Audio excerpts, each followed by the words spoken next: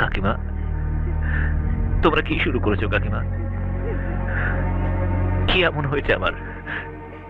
কিছুই তো হয়নি। ছোটবেলায় যে রোগটা ছোট ছিল, এখন বড় হতে সেটাও বড় হয়ে গেছে। ব্যাস, তোমরা এত চিন্তা করছো কেন? ডক্টর রায় আছেন, রমেন আছে, তোমরা তো এমন করছো যেন আমি এক্ষুনি মারা যাবো।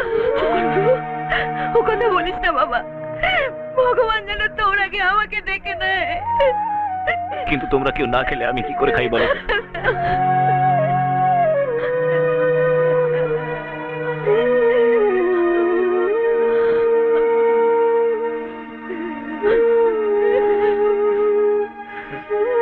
কিরে রাজু, কিরে তুই এরকম মুখ গোমড়া করে আছিস কেন?